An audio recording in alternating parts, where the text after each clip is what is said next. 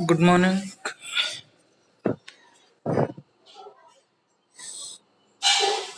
सो इस चैप्टर का जो लास्ट टॉपिक है linear differential equation, fourth method है, method number 4, linear differential equation, या फिर आप ऐसे बोल सकते हैं solution of linear differential equation.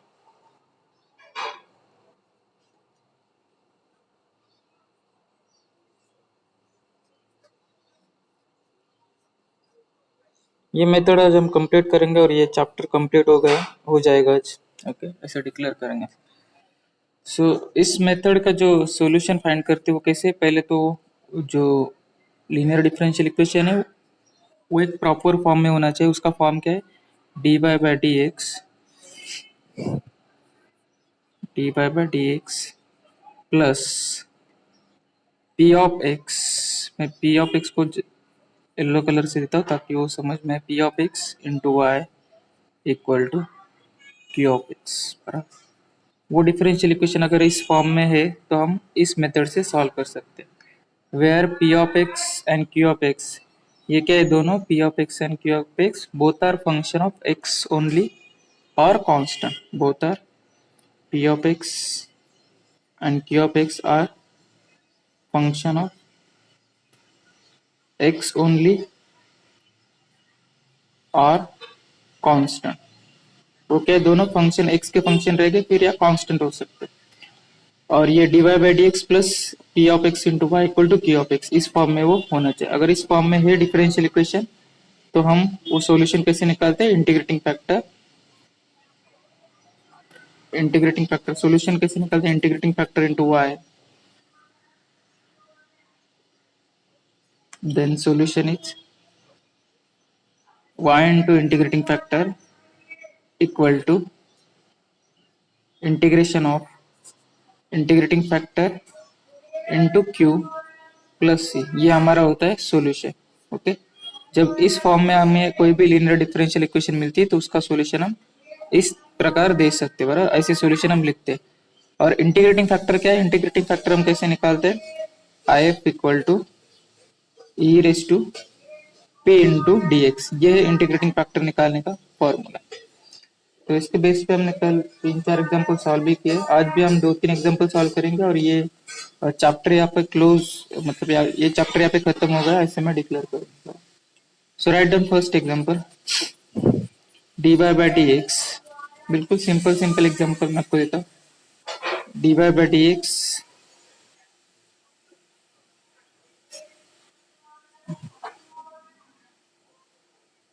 Minus 2 into Y equal to x.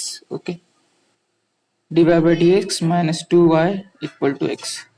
अभी इस एग्जाम्पल को या इस डिफरेंशियल इक्वेशन को पहले तो हम वो फॉर्म में लिखेंगे जो फॉर्म मैंने आपको बताया। तो ये उस फॉर्म में अगर आपको लिखना है तो कैसे लिखोगे आप? dy by dx plus Y. Okay, एक बार प्लस वाई लिखा तो y के बाद में क्या बचता है आपके पास? -2। तो यहाँ पे आएगा -2 इक्वल टू ये आपका qx। ओके, तो अगर आप कंपेयर करोगे तो कंपेयर करने के बाद आपको p ऑफ x क्या मिलेगा? p of x equal to -2 and q of x equal to x। Okay, उसके बाद हम क्या करेंगे? इंटीग्रेटिंग फैक्टर निकालेंगे। इंटीग्रेटिंग फैक्टर कैसे होता है? I F equal to E raise to P D X. So I F equal to क्या होगा? ई रेस टू पी के यहाँ पे -2 है, सो -2 डी एक्स। -2 का इंटीग्रेशन क्या होगा? ई रेस टू -2 का इंटीग्रेशन क्या होगा? कोई भी कांस्टेंट है तो कांस्टेंट का इंटीग्रेशन क्या होता है? -2 इंटू एक्स, बराबर ये उसका इंटीग्रेशन होगा। तो इंटीग्रेटिंग फैक्टर आपको मिल गया। Integrating factor equal to E raise to -2x। अभी आपको निकालना है उसका सॉल्यूशन। तो सॉल्यूशन कैसे आएगा? Solution equal to, therefore solution equal to y into integrating factor कितना, e raise to minus two x equal to integration of x into e raise to minus two x d x plus c. ये हुआ आपका solution. ये हुआ मतलब आपको क्या solve करना है, ये सॉल्व करना है इंटीग्रेशन। तो integration U into V rule apply करके उसको आप सॉल्व कर सकते हो बराबर। अभी वो पूरा मैं सॉल्व करके नहीं दे रहा हूँ आपको, यू इंटू वी रूल अगर आप देखोगे इंटीग्रेशन का तो आपको वो मिल जाएगा। Next example,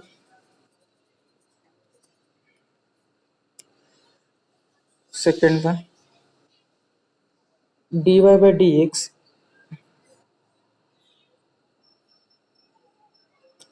minus 3 into Y upon x plus one equal to X plus one raise to four.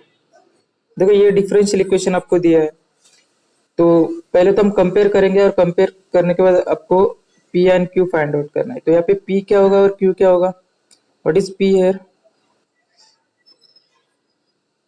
और क्यू क्या होगा। आपका जो स्टैंडर्ड फॉर्म है वो कैसे होना चाहिए, D Y by D x plus P into Y equal to Q, ऐसे होना चाहिए। तो D Y by D X and P तो स्टैंडर्ड है, तो पी के साथ जो कोएफिशिएंट रहेगा वो पी, सॉरी वाई के साथ जो कोएफिशिएंट रहेगा वो पी होता है। तो यहाँ पे पी क्या होगा आपका, अगर आप कंपेयर करोगे स्टैंडर्ड फॉर्म से तो आपको पी क्या मिलेगा यहाँ पे,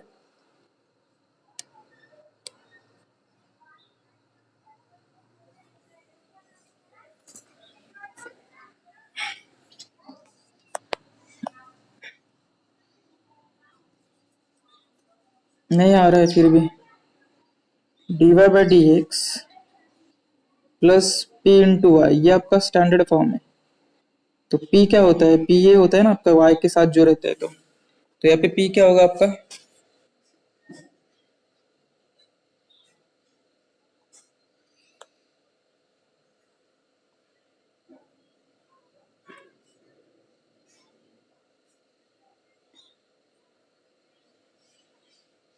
बोलो पी क्या होगा,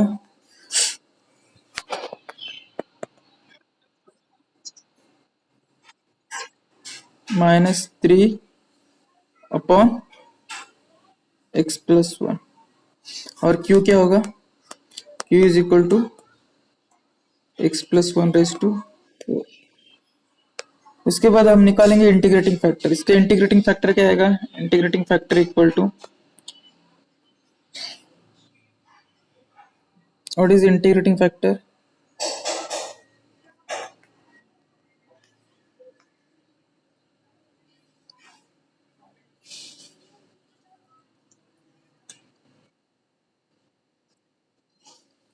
e raise to P D X equal to E raise to, बोलो इंटीग्रेशन ऑफ पी, पी क्या है यहाँ पे minus three upon x plus one D X. So minus three तो कांस्टेंट है, उसको इंटीग्रेशन के बाहर भी रख सकते। तो ये क्या हो जाएगा, e raise to minus of one plus x plus one D x, oh sorry minus three equal to, अभी इंटीग्रेशन क्या आएगा, इसका इंटीग्रेशन निकालना पड़ेगा हमें, किसका, ये वाला। So one upon one plus x का इंटीग्रेशन क्या आएगा,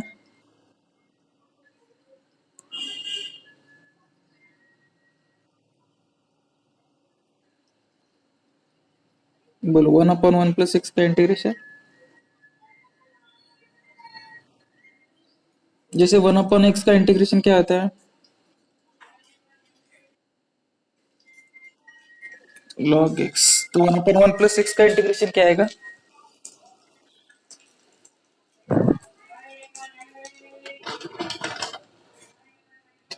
बोलो ये क्या होगा, e raise to minus three into this, इसका इंटीग्रेशन निकालो, इंटीग्रेशन क्या आएगा,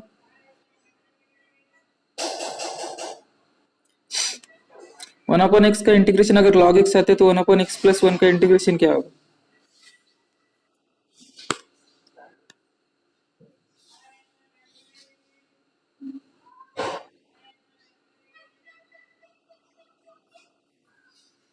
क्या होगा, log of x plus one. Okay, ये होगा उसका इंटीग्रेशन। अभी ये हुआ आपका इंटीग्रेटिंग फैक्टर। इसमें ई एंड लॉग देखो साथ में आए तो वो कैंसिल हो सकते, तो आपको क्या मिलेगा finally, integrating factor equal to X plus one raise to minus three. बराबर, ये ई एंड लॉग कैंसिल हो जाएगा तो आपको मिलेगा x plus one raise to minus three. और x plus one raise to minus three इसका मतलब क्या होगा, one upon x plus one raise to three. तो आपको इंटीग्रेटिंग फैक्टर मिल गया है I F equal to one upon x plus one raise to three. अभी हम निकालेंगे सॉल्यूशन। एक बार इंटीग्रेटिंग फैक्टर मिल जाता है, आपको निकालना है सॉल्यूशन। सॉल्यूशन क्या होगा, solution equal to, therefore solution is y into integrating factor. y into integrating factor कितना है, one upon x plus one cube equal to integration of integrating factor into की of x. Integrating factor into की of x क्या होगा, one upon x plus cube into की, Q कितना था हमारा, x plus one raise to four, ये हमारा क्यू था, डी एक्स प्लस सी। ये हुआ आपका सॉल्यूशन। अभी सॉल्यूशन में आपको क्या निकालना है, इंटीग्रेशन निकालना है। तो यहाँ पे देखो एक डिनोमिनेटर में क्यूब है, ऊपर फोर है, तो ये कैंसिल हो जाएगा इसके साथ, और सिर्फ न्यूमरेटर में एक ब्रैकेट बचेगा। तो आपका सॉल्यूशन क्या आएगा, y upon y into one upon x plus one cube equal to integration of x plus one D x plus c. तो ये फाइनली क्या होगा, y upon y into one upon x plus one cube equal to, इसका integration बोलो क्या आएगा, x का integration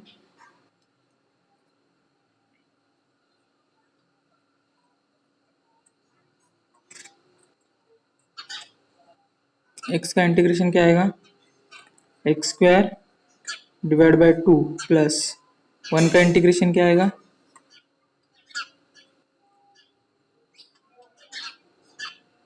what is the integration of one,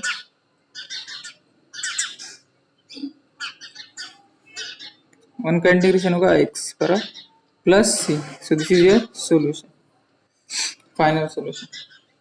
last one example,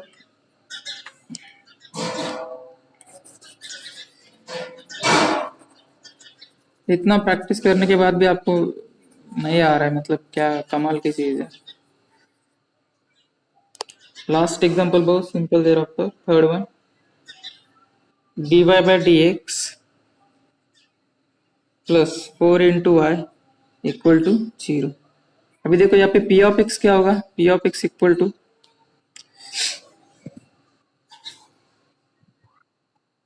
four q of x equal to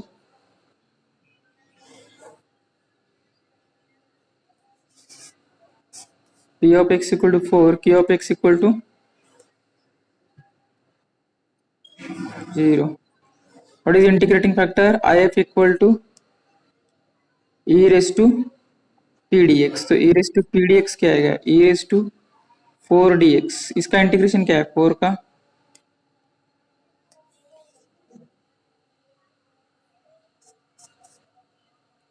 integration of four,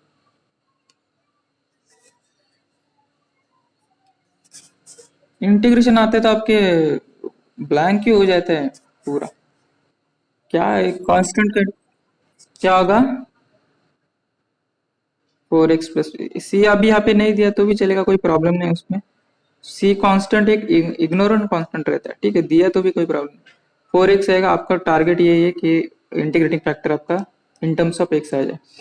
so a raise to four x आपका integrating factor होगा, तो आपका solution कैसे होगा, solution is therefore solution is y into integrating factor, y into क्या होगा, a raise to four x equal to integration of integrating factor into Q. Integrating factor कितना है, a raise to four x into Q कितना है, zero plus c. तो ये हो रहा है जीरो पूरा टोटल सी, तो यहाँ पे कुछ कैलकुलेट करने की भी जरूरत नहीं। आपका सॉल्यूशन क्या है, y इंटू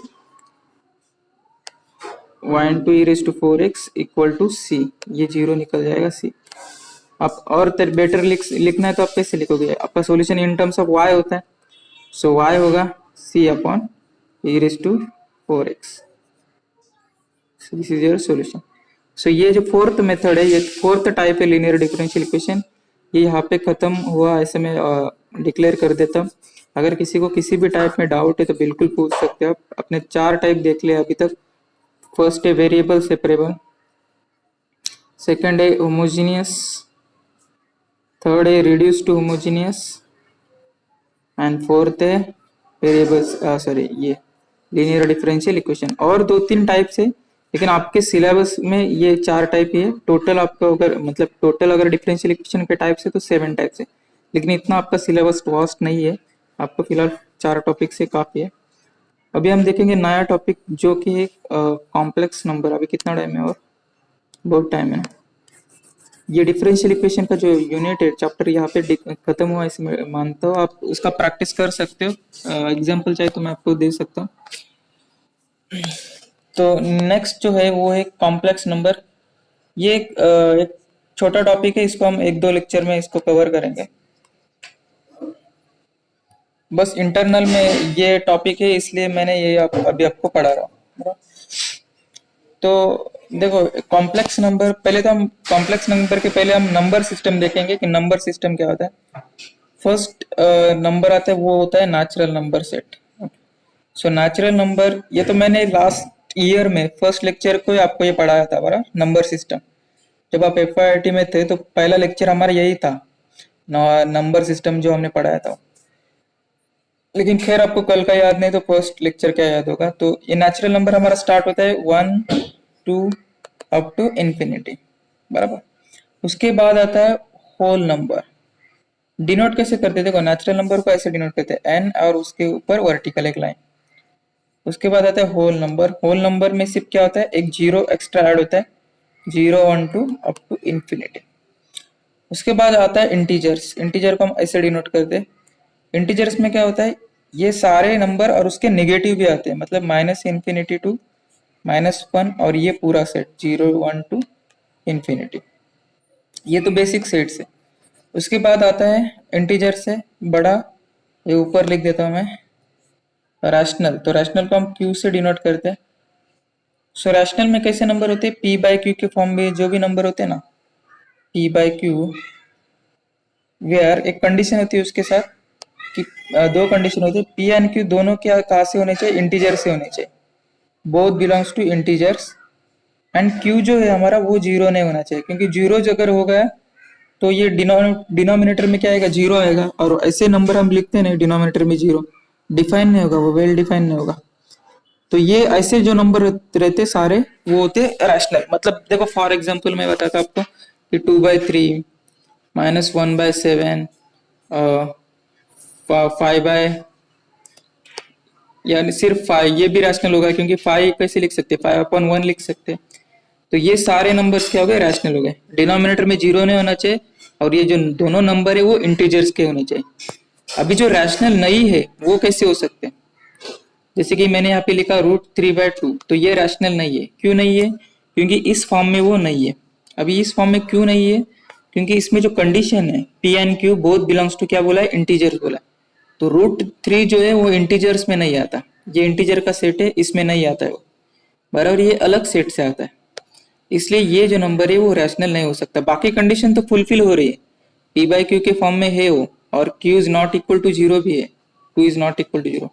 लेकिन ये जो कंडीशन है P Q belongs to integer वो सेटिस्फाई नहीं कर रही, क्योंकि √3 does not belongs to integer. तो ऐसे जो नंबर है बाकी नंबर वो कहाँ पे जाते हैं, फिर वो जाते हैं इरेशनल में। उसके बाद जो सेट हमारा बनता है वो होता है इरेशनल। सो इरेशनल को अगर मैं आई से डिनोट कर देता हूँ तो ये होगा इरेशनल। तो इरेशनल इज कॉम्प्लीमेंट ऑफ, बोल सकते हैं आप, rational. Complement of rational, complement of rational मतलब जो रैशनल नहीं है वो इरेशनल। तो ये दोनों सेट में कौन सा सेट बड़ा होगा, रैशनल होगा या इरेशनल होगा? कौन सा सेट बड़ा होगा, क्यू से आई बड़ा होगा या आई से क्यू बड़ा होगा?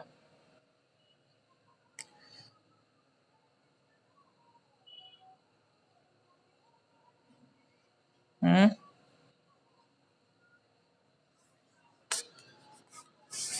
देखो सबसे छोटा जो सिस्टम है वो है नेचुरल नंबर का सिस्टम। तो ये n से बड़ा क्या है, w बड़ा है। क्योंकि उसमें जीरो भी ऐड है, और जीरो डब्ल्यू से बड़ा क्या है, लार्ज कौन सा है, ये इंटीजर से, क्योंकि उसमें नेगेटिव भी है, मतलब वो भी कंटेन कर रहा है, ये तो कंटेन ही कर रहा है इसमें, वो साथ में साथ ये भी कंटेन कर रहा है नेगेटिव, तो वो उससे बड़ा हो जाएगा।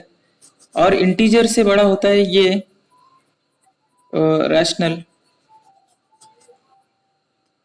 क्योंकि रैशनल में इंटीजर्स भी आते हैं ना, सारे नंबर्स आते हैं, तो इंटीजर से बड़ा होगा रैशनल, ऐसे।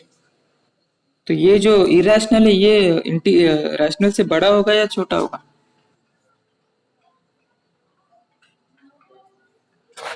हम्म? जो कॉम्प्लीमेंट ऑफ रैशनल है, कॉम्प्लीमेंट ऑफ रैशनल मतलब जो रैशनल नहीं है वो इरेशनल, तो ये जो सेट बनेगा आई, ये क्यू से छोटा होगा या बड़ा होगा?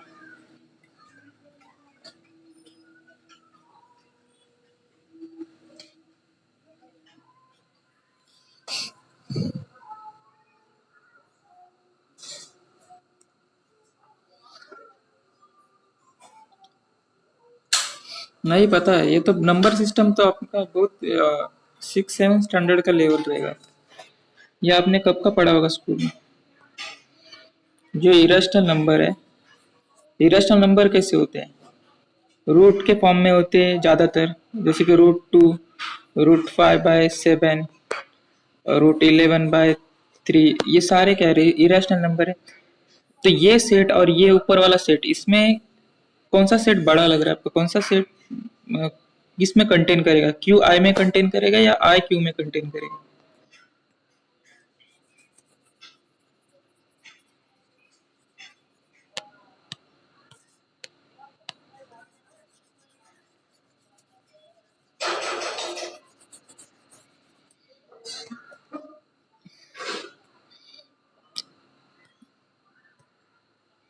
ठीक है, आप सोच लो और बताओ मुझे क्या क्या आपको मिल रहा है।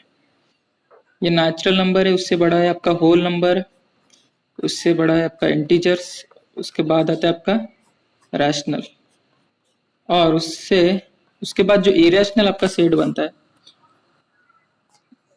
वो आप मुझे बताओ कि इरेशनल रैशनल से बड़ा होता है या छोटा होता है। उसके बाद आपका नेक्स्ट सेट आता है रियल नंबर, जो हम नॉर्मली अभी यूज करते हैं ना सारे नंबर्स, वो होते हैं हमारे रियल नंबर्स। तो रियल नंबर्स मतलब कौन से नंबर्स, ये रियल नंबर मतलब सारे जो सिस्टम जो रैशनल भी है वो इरेशनल भी है, दोनों नंबर मिला के हमारा रियल नंबर बनता है, मतलब रैशनल यूनियन इरेशनल, ये भी और ये भी, मतलब सारे, क्योंकि रैशनल में तो सारे नंबर आ रहे हैं ना, नेचुरल भी आ रहा है, इंटीजर भी आ रहा है, और ये भी आ रहा है, होल नंबर भी आ रहा है।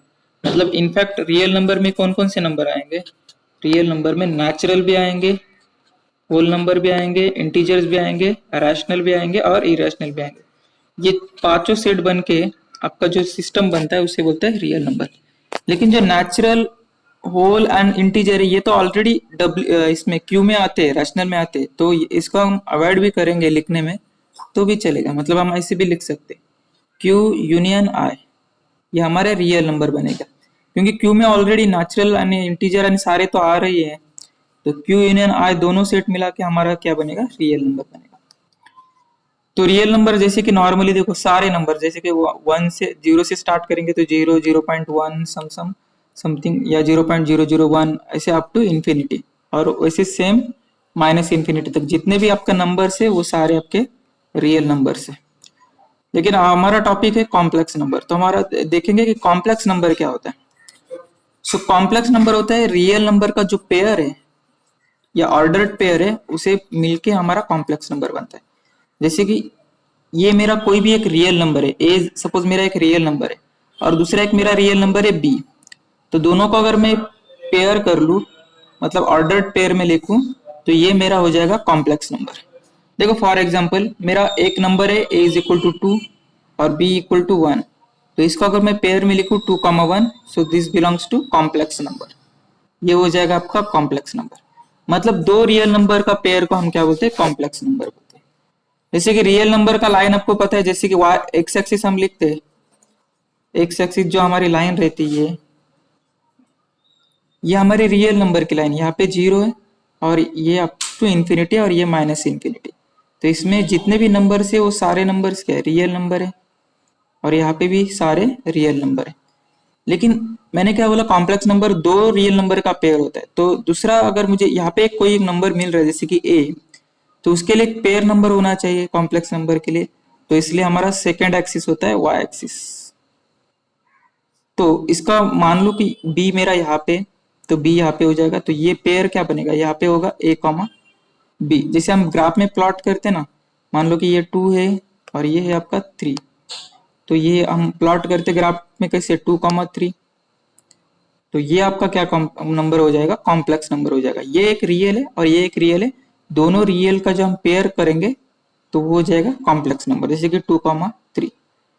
लेकिन उसे हम लिखते कैसे, 2,3 को ऐसे नॉर्मली 2,3 को हम वैसे नहीं लिखते। 2,3 को हम कैसे लिखेंगे, 2 प्लस आई इंटू 3, बराबर। आई हमारा क्या है, आपने ये सारा पढ़ा है, मैं सिर्फ रिवाइज कर रहा हूँ। आई अपना क्या है, कॉम्प्लेक्स यूनिट जो रहता है, या फिर आयोटा हम बोलते हैं, इमेजिनरी यूनिट बोलते हैं उसे। और उसकी वैल्यू क्या होती है पता है आपको सबको, i is equal to root of -1, बराबर ना। ये आपको पता होगा ना, i is equal to root of -1। So this is a complex number. या फिर मैं ऐसे भी लिख सकता हूँ 4-3i, this is a one of the complex number. और उसको आपको पेयर में लिखना है तो आप कैसे लिखोगे, 4, -3 ऐसे लिखोगे, ये आई निकल जाएगा। और आप ब्रैकेट में लिखना चाहते हो तो 4, -3। मतलब इन जनरल आपका कॉम्प्लेक्स नंबर कैसे रहते हैं, किस फॉर्म में रहते हैं, ए प्लस आई बी के फॉर्म में रहते हैं। और ए प्लस आई बी हम कैसे लिखते हैं, ए कॉमा बी, ऐसे हम लिखेंगे। So this is your complex number. Okay, so complex number is nothing but the pair of two real numbers. दो रियल नंबर का जो पेयर होता है उसे हम कॉम्प्लेक्स नंबर बोलते हैं। और आयोटा में वापस आपको बताया था, आयोटा इज रूट ऑफ -1। तो आयोटा अगर हम स्क्वायर करेंगे आई स्क्वायर, तो आई स्क्वायर हमें क्या मिलता है, -1 मिलता है, क्योंकि ये स्क्वायर रूट चला जाता है जब हम स्क्वायर करते हैं। तो ये स्पेशल है, ये आपको बहुत बेसिक भी है, आपको पता होना चाहिए। I is root of -1, i square is -1। तो हम कुछ प्रॉपर्टीज देखेंगे कॉम्प्लेक्स नंबर की प्रॉपर्टीज, अभी 10 मिनट बाकी है। तो पहले हम डेफिनेशन में लिख के देते हैं यहाँ पे, what is a complex number.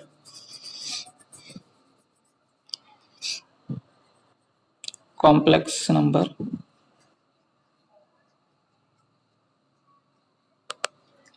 complex a number in the form of a number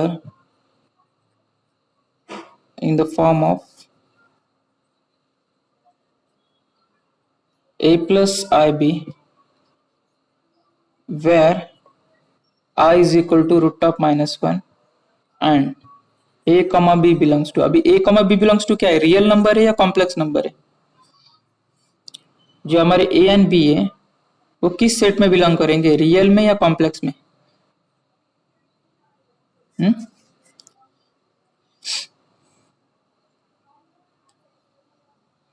complex number का जो ये सिंबल रहता है ना, ऐसे रहता है, ये सी टाइप, सी और उसे वर्टिकल लाइन। और रियल नंबर का कैसे रहता है, ये आर और ये वर्टिकल लाइन। तो ए कॉमा बी बिलोंग्स हमारे किस सेट में बिलोंग करेंगे, रियल में या कॉम्प्लेक्स में।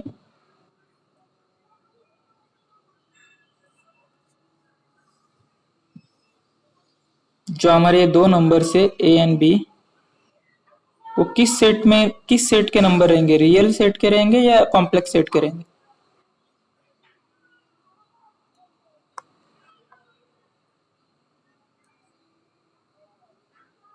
बोलो, ये बहुत ही सिंपल क्वेश्चन है। जो हमारा ए एंड बी है वो बिलोंग्स टू कौन से सेट में बिलोंग करेंगे, रियल नंबर में या कॉम्प्लेक्स नंबर में।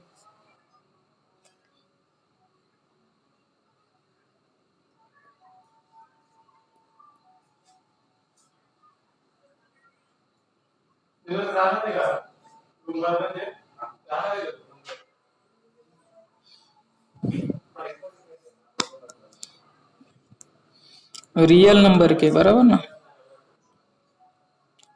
ये किस नंबर के, रियल नंबर के। हम कॉम्प्लेक्स नंबर, ये दोनों मिलके कॉम्प्लेक्स नंबर बनता है। आप ऐसे नहीं बोल सकते कि a b belongs to complex, ये गलत हो जाएगा, बराबर। क्योंकि ए प्लस बी बन के जो, मतलब ए प्लस आई बी बन के जो नंबर बनेगा वो कॉम्प्लेक्स होगा। लेकिन ए कमा बी बिलोंग्स टू क्या होगा, रियल नंबर होगा। मतलब आपका अगर कॉम्प्लेक्स नंबर बनाना है तो आप कैसे भी बना सकते हो, कोई भी दो रियल नंबर उठा और उनको ऐड करो विथ आयोटा। मतलब जैसे कि देखो, ए मैं ये अगर लिख रहा हूँ √3 minus I into 0.5, so this is a complex number, क्योंकि ये जो नंबर है ये रियल नंबर से, रियल नंबर में तो सारे नंबर आते हैं ना, रैशनल इरेशनल, तो ये क्या है, ये इरेशनल है और एक रैशनल है, दोनों नंबर क्या है, रियल नंबर है, तो ये होगा आपका कॉम्प्लेक्स नंबर। तो इसकी कुछ प्रॉपर्टीज हम देखते हैं। प्रॉपर्टीज मतलब क्या है, एडिशन सब्ट्रैक्शन, जो कि बहुत ही सिंपल सिंपल है, कुछ ज्यादा है नहीं उसमें लेंगे। फर्स्ट क्या होगा, एडिशन। एडिशन कैसे होता है कॉम्प्लेक्स नंबर में, मान लो दो कॉम्प्लेक्स नंबर है मेरे पास, a plus i b and दूसरा नंबर है c प्लस डी आई। तो इनको अगर ऐड करना है दोनों को, तो हम कैसे करेंगे, a plus i b plus c plus d i. तो एडिशन में क्या होगा, सिर्फ ये रियल पार्ट, इसे क्या बोलते हैं हम, रियल पार्ट, जो आयोटा के साथ नहीं है उसे हम बोलते हैं रियल पार्ट,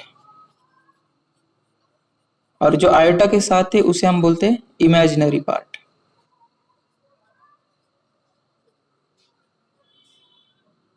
बराबर, ये आप ध्यान में रखो, जो ए रहता है, जो सिंगल ए, उसे हम बोलते हैं रियल पार्ट, और जो आयोटा के साथ आता है जो नंबर, उसे हम बोलते हैं इमेजिनरी पार्ट। तो जब हमारी एडिशन होती है, तो एडिशन कैसे होती है, real part to real part and imaginary part to imaginary part. मतलब आप ऐड कैसे करोगे, यहाँ पे ए रियल पार्ट है और इस नंबर में सी रियल पार्ट है, तो ये होगा a plus c plus imaginary to imaginary, तो इमेजिनरी टू इमेजिनरी मतलब i b plus i d. तो ये फाइनली बन के क्या होगा, ए प्लस सी, इसमें से अगर आप आई कॉमन निकालोगे तो ये होगा आई इंटू पी प्लस डी, बराबर। तो ये होगा आपका एडिशन। मैं इंस्टेंट एक एग्जांपल भी देता हूँ आपको, कि मान लो कि आपके पास दो कॉम्प्लेक्स नंबर है, 1 - √3i, और सेकंड एग्जांपल है 0, बराबर। ये दो नंबर को अगर आपको ऐड करना है तो आप कैसे ऐड करोगे, एक नंबर है आपके पास 1 - √3 और सेकंड नंबर है 0, तो दोनों नंबर का अगर आपका ऐड करना है तो कैसे करोगे, 1 - √3i प्लस क्या होगा यहाँ पे, 0 को हम कैसे लिख सकते हैं, कॉम्प्लेक्स फॉर्म में लिखना है ना, तो 0 को हम कैसे लिख सकते हैं, देखो 0 कॉम्प्लेक्स नंबर है, लेकिन अगर आपको एक प्रॉपर फॉर्म में लिखना है तो हम ऐसे लिख सकते हैं ना, 0 प्लस आई इंटू 0, क्योंकि 0 तो 0 ही है। तो इसे सिर्फ मैंने क्या लिखा है, आपका कंफ्यूजन कम करने के लिए 0 प्लस आई इंटू 0 लिखा है, वापिस वो 0 ही बन जाएगा, क्योंकि 0 ही 0 है। तो ये हम ऐसे लिख सकते हैं, 0 plus i into 0 equal to real part to real part, मतलब 1 + 0 1 होगा, और imaginary part to imaginary part, तो ये क्या होगा, प्लस आई, और ये होगा -√3। ओके, सो जो नंबर था वही नंबर मिलेगा, क्योंकि आपने ऐड क्या किया, 0 ऐड किया। सेकेंड प्रॉपर्टी क्या है, सब्ट्रैक्शन। तो सब्ट्रैक्शन में क्या है, सिर्फ साइन साइन चेंज होगा, बाकी कुछ नहीं, वहां पे भी आपको क्या करना है, सिर्फ माइनस की जगह आपका प्लस होगा, बाकी imaginary part to imaginary part. जैसे कि दो नंबर से मेरे पास a plus i b and c plus i d, तो यहाँ पे अगर सब्ट्रैक्शन कर रहे हो आप, a plus i b minus c plus i d, तो सब्ट्रैक्शन कैसे होगा, equal to a minus c plus i into b minus d. सिर्फ मल्टीप्लीकेशन में थोड़ा आपका वर्क है कि मल्टीप्लीकेशन कैसे करेंगे, बाकी एडिशन सब्ट्रैक्शन में है नहीं कुछ जो आपको पढ़ाना चाहिए। थर्ड जो है मल्टीप्लीकेशन, वो सिर्फ आप देखो कि मल्टीप्लीकेशन कैसे करते हैं।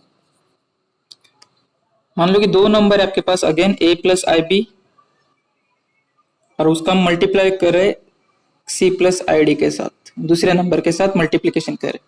अभी मल्टीप्लीकेशन कैसे होगा, देखो कोऑर्डिनेट वाइज मल्टीप्लीकेशन होगा, a पहले ए सी को मल्टीप्लाई होगा तो ये होगा ए सी, प्लस ए आई डी को मल्टीप्लाई होगा तो ये होगा आई इंटू ए डी, प्लस फिर एक का काम खत्म होगा, हम आई बी की तरफ जाएंगे, फिर आई बी सी को मल्टीप्लाई होगा तो क्या होगा, आई into B into C, plus i into इसके साथ होगा तो क्या होगा, आई इंटू आई होगा आई स्क्वायर, और बी इंटू डी होगा बी डी, इक्वल टू क्या होगा, ए इंटू सी प्लस, इसमें से आई दोनों तरफ है तो आई कॉमन निकाल के हम चलेंगे तो क्या मिलेगा आपको, i into a d plus b c, plus i square कितना होता है, आई स्क्वायर मैंने आपको बोला आई स्क्वायर इज -1, क्योंकि आई इज इक्वल टू √ऑफ -1, तो आई स्क्वायर आपका -1 हो जाएगा, तो यहाँ पे साइन चेंज होके क्या होगा, माइनस बी डी हो जाएगा। तो फाइनली आप real part to real part adjust करोगे ना, तो a c minus b d plus i into a d plus b c, so ये आपका होगा मल्टीप्लीकेशन।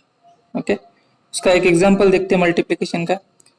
एक प्रॉपर एग्जांपल देखते हैं लेके कि मल्टीप्लिकेशन हमारा कैसा होता है। जैसे कि देखो एग्जांपल रहे हो 1 + 4i और सेकंड ले रहा हूँ 2 - 3i। अगर इन दोनों को मल्टीप्लिकेशन करना है आपको तो मल्टीप्लिकेशन देखो कैसे आएगा। 1 + 4i into 2 - 3i equal to, पहले 1 2 को मल्टीप्लाई होगा तो 2 हो जाएगा, फिर 1 - 3i को मल्टीप्लाई होगा तो -3i होगा। नेक्स्ट 4i 2 को मल्टीप्लाई होगा तो 8 इंटू आई हो जाएगा, और लास्ट क्या होगा 4i इंटू 3i, तो ये होगा -12 इंटू आई स्क्वायर। तो फाइनली आप कैसे लिखोगे 2 माइनस ये 3i एंड 8i कितना होगा +5i हो जाएगा, 8 से 3 गया, और ये क्या होगा आई स्क्वायर कितना होता है -1 होता है, और ये माइनस और ये माइनस होगा प्लस, तो टोटल फाइनल होगा 14 + 5i। Okay, this is your multiplication. अभी लास्ट जो है डिवीजन प्रॉपर्टी, उसको थोड़ा टाइम लगेगा, 10-15 मिनट लगेगा, वो कैसे करेंगे तो वो हम नेक्स्ट लेक्चर में देखेंगे, उसका थोड़ा लेंदी प्रोसेस है। तो आज के लिए इतना ही काफ़ी। अगर किसी को डाउट होगा तो बिल्कुल you can ask, otherwise I will stop my lecture.